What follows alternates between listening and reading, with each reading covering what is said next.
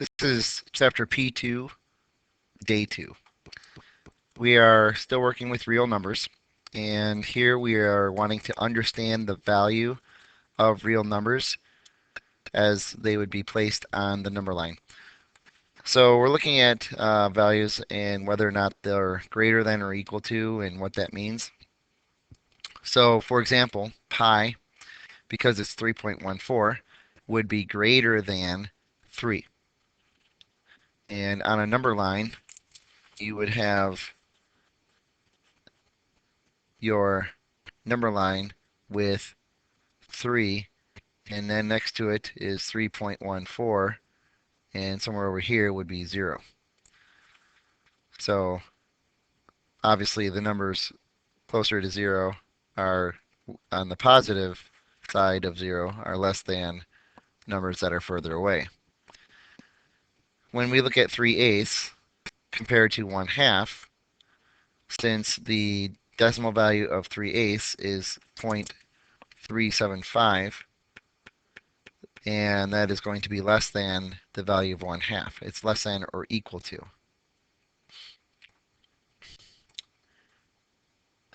And then also if we have -7/8 compared to -5/6, then that is less than, even though if you look at the decimal value, it's 0.875 versus 0.833.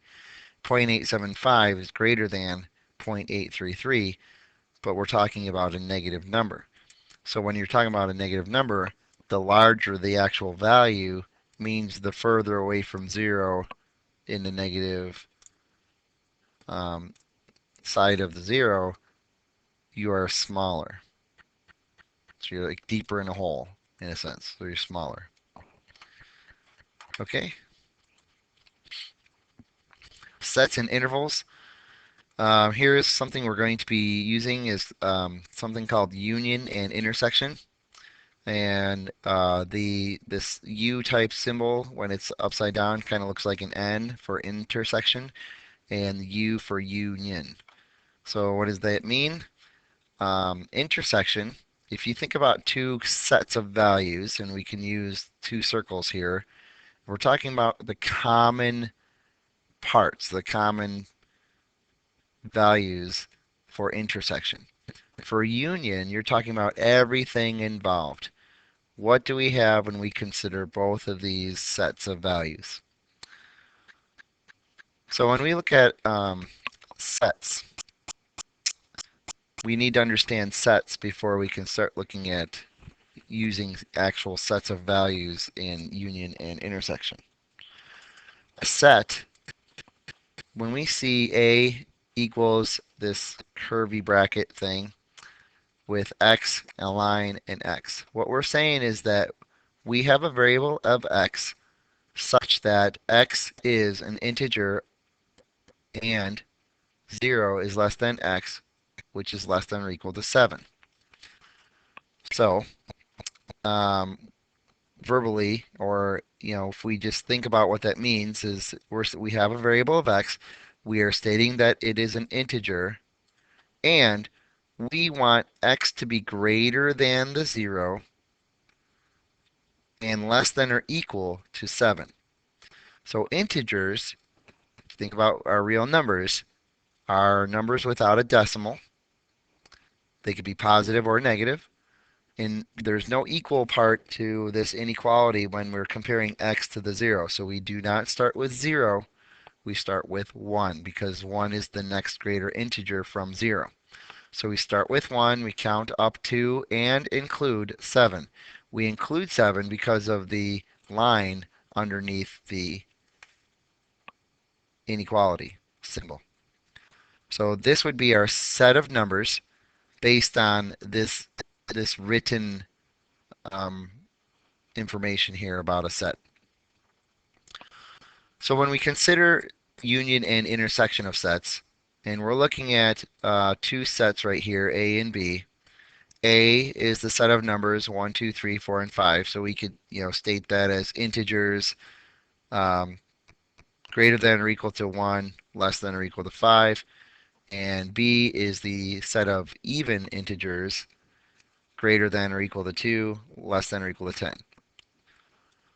If we want to talk about the union between these two sets, so A union B, we look at what are all of the values included in, depending on either set. So we want to have every value listed. We don't need to repeat any values, but we want every value listed.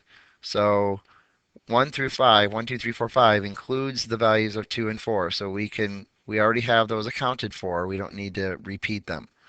But 6, 8, and 10 are not included in set A, so we want to make sure we count 6, 8, and 10. And set B does not have any extra values that set A doesn't have. So we write 1, 2, 3, 4, 5, and then 6, 8, and 10. That is our union. For the intersection, we are looking for what is common between the two sets. So the 2 and the 4 are the two values that are common between sets A and B. So the intersection is the list of 2 and 4. Finally, set notation. Set notation is a way to express a list or a range of numbers with using parentheses and straight brackets. So the use of parentheses and the use of straight brackets show when to include a value or to not include a value. Just like having open dots on a graph and closed dots.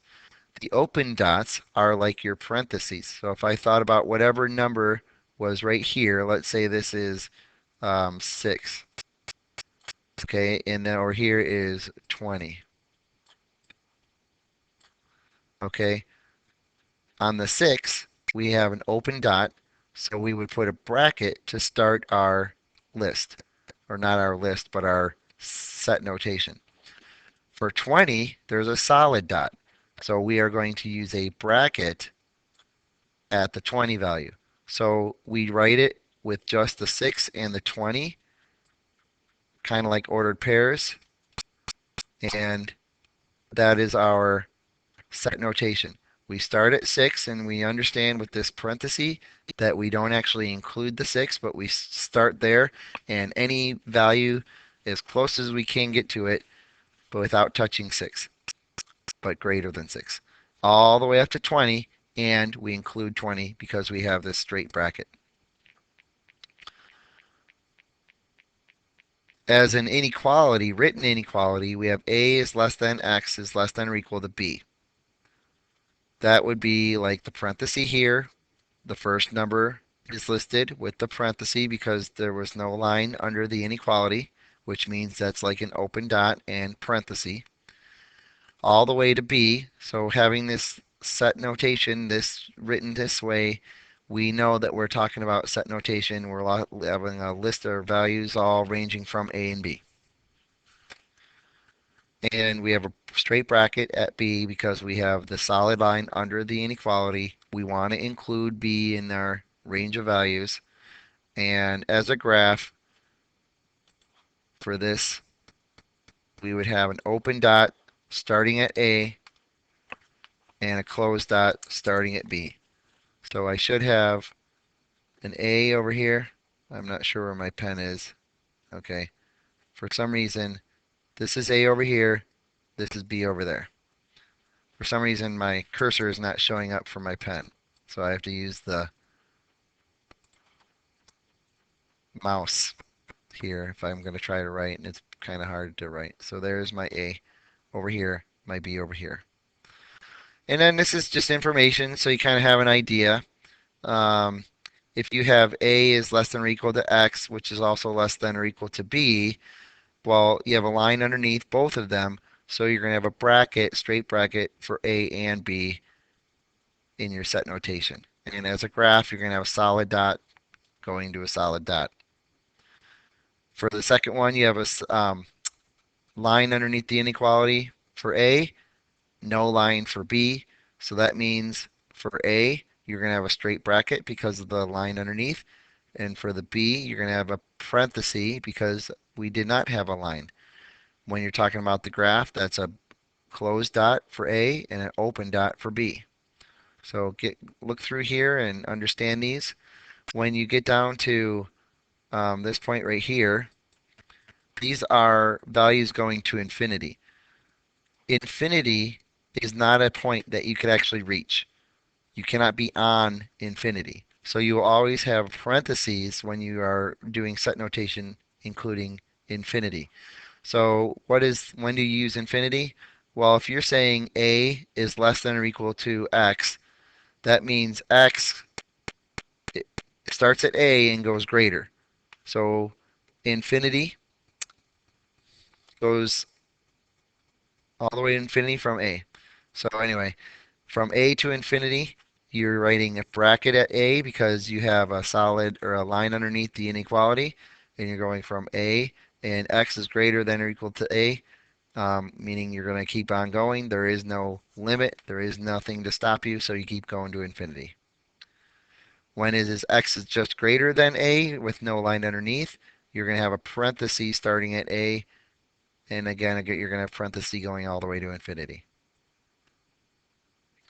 When x is less than the variable, that's when you're going starting at negative infinity, going to the variable. So if negative infinity is always going to be on the left. Oh, that's something I should mention. Your smaller number is always going to be on the left side. Your larger number is always going to be on the right side. All right, so let's look at some examples here. Graph the set -4 to 6, union 0 to 8. Notice the straight brackets in parentheses. So if I think about going from -4 to 6 on a number line, I am including -4. So here's -4, that's a solid dot. All the way to 6 is an open dot. So this is -4, and over here would be 6. If I look at 0 to 8, well, 0 is somewhere in here. I'm talking about a solid dot, and we're going all the way to 8. Here, let me take that out of there. Let me draw the line here for my graph. Okay, if I look at going from 0, here's a solid dot at 0, all the way to 8 with an open dot at 8. That's 8. Over here is 0. I draw a line going through there. Now union, if you remember, says use all the values involved.